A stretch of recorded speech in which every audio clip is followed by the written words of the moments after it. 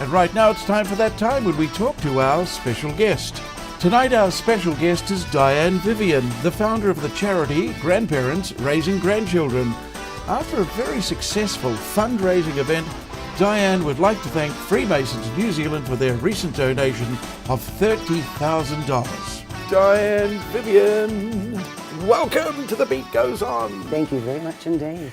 Good to see a fellow baby boomer on the show. Absolutely. And still rocking. Yeah, I hope so. When was your wonderful entry into this world, Diane? I was born in 1949. 49, Yeah. You're a 66-year-old, 67-year-old? Yes, that's correct. Gosh, where's it gone, Diane? I don't know has where it's gone. You blink and all of a sudden, oh my goodness. You were a mini skirts? Mini out skirts, white boots. there? White boots? Yes. Cheerily? Remember the chicks coming on the TV for the very, very first time?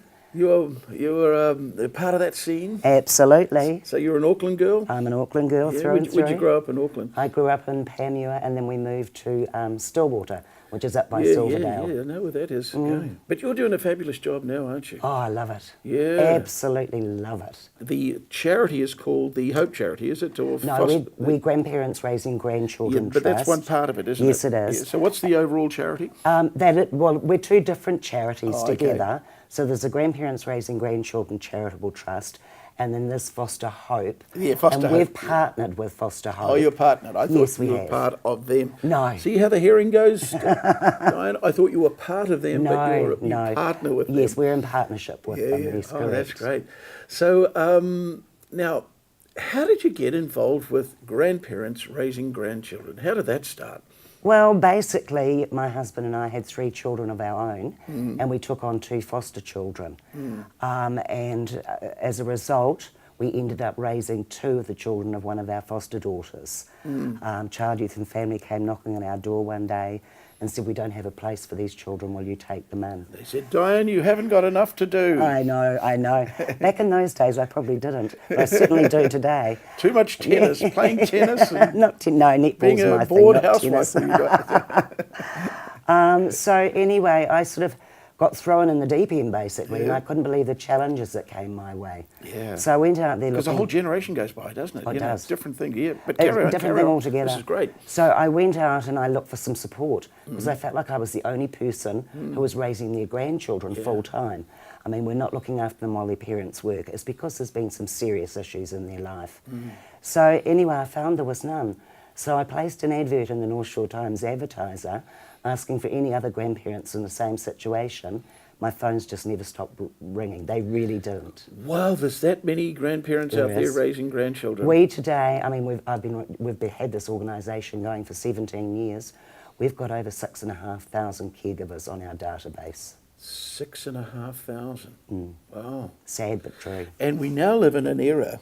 The nuclear family's gone, hasn't it? Remember, we grew up, mum, Yes. dad, no divorces. No, Tea time was 6 o'clock and you Yes. sat around there. That's all gone, hasn't it it? has gone. We all watched the one television, the box, you know, there was Oh, yes. not one kid in another room on that Oh, no, computer. there wasn't. But that's all, that lifestyle's all gone, hasn't it? Has gone. Yeah. Has yeah, gone. yeah. In a lot of ways, it's sad because you don't sort of have that community that going around. One kid's in a room doing something on their PlayStation or whatever, another one's somewhere else. And in our day, you know, the lights came on and we knew we had to be home when the street lights came on. That was time to go home. And, you know, picking mushrooms in the field with all the neighbourhood kids. It was an amazing time. Now look, some people might say that, oh my God, I've got to bring up some grandchildren. Yes. But in another way, the other side of the coin is it keeps you young, doesn't it? It does keep you young, although I must say, to be quite honest, because these children have been through troubled times, it's hard caregiving. It is hard caregiving. Our average age of our grandparents raising the grandchildren at the moment is 59 to 69, and we've even got 70 and 80-year-olds raising.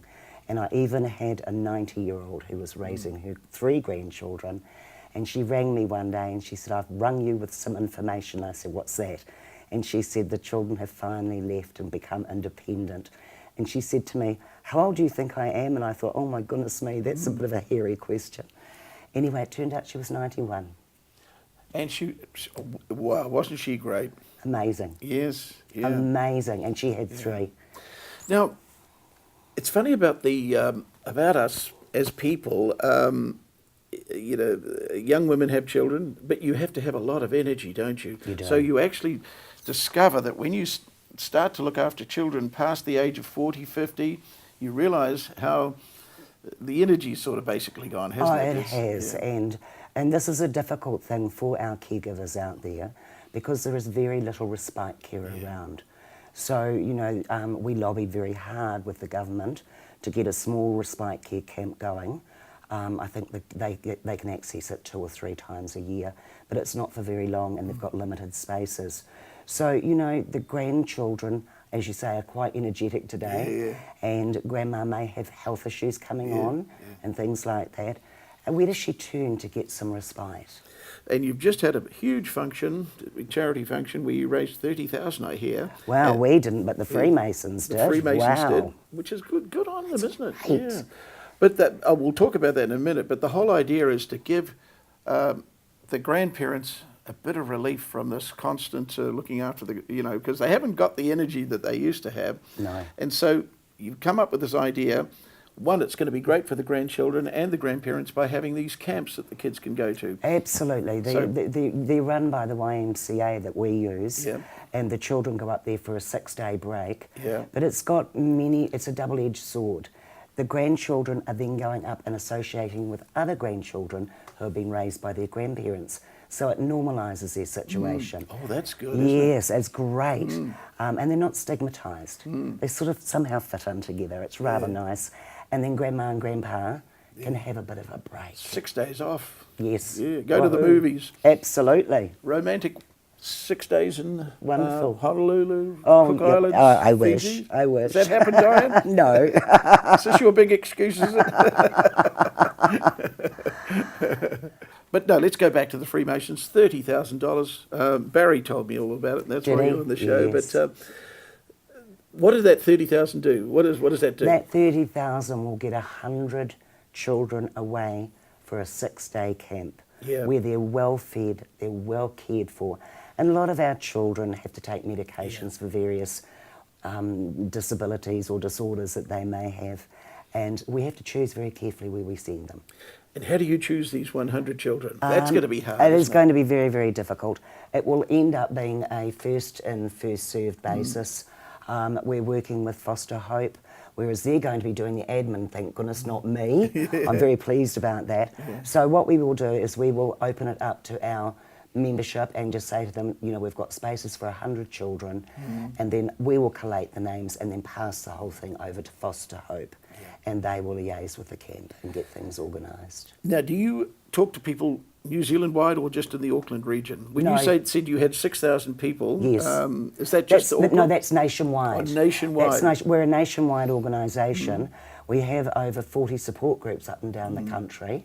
So, you know, they can link in. We do a monthly newsletter which goes out and we inform the grandparents of their rights, and it removes the isolation from them. And that's really important because it is an isolating role. So what are some of the pitfalls about looking after grandchildren? What do you think some of the... I mean, when it all goes well, it's great, but if you had to give... Somebody was just going to start doing it today, they're a 49 or a 55-year-old and they're going to start raising their grandchildren, what advice would you give them? Seek help. Seek help? Seek help. Talk to us. Join our organisation. It's free of charge. We will give you lots of advice and good information. What are the things to look out for, though, with that? Well, you've got to look at your legal issues. Yeah. Because the legal issues are very, very important. So you may find yourself in the family court where you have to take over the day-to-day parenting and get additional guardianship for the children. That comes at a cost. And that's a big one for our people out there. Make sure that you're well informed about any financial support. Speak to others, join a support group. Go along and meet others who are walking your walk. They may be able to shine a light where you never thought there was one. And that's really important because there is a light at the end of the tunnel. And a great way of meeting people, isn't it? Other people doing it. Absolutely. You get to meet other people. And you also can share what problems you may be experiencing and seek advice from the people in the room. Some of our groups, they take along clothing that the children have outgrown. They share those. They share excess vegetables and fruits out of their gardens. You know, it's just neat. You know, and most importantly, these children are loved. They've come from a not nice situation and they need support. And honestly, I'll say to you with my hand on my heart, God bless those grandparents. Yeah. God bless them. Done a great job, haven't they? They have. Talking of support, is there any support from the government, or is it? Yes, there is. You can get some sort of Yes, benefit. you can get some financial support, and that's something we've worked as an organisation very, very hard on, and we continue to do today. You know, the grandparents can get an unsupported child benefit from work and income. Be informed before you go in and do it. Please go to our website. There is heaps of information on there and links that will take you into everything you need to know. Let's have a look at that website. Grandparents Raising Grandchildren. .org.nz. .org. Or the easy way to remember it is www.grg.org.nz. GRG. Now, what is it, before we finish, Diane, what's it done for you, raising grandchildren? There's always a silver lining in everything, isn't it? I've learnt so much. Yeah? I have learnt compared to so much. your own children?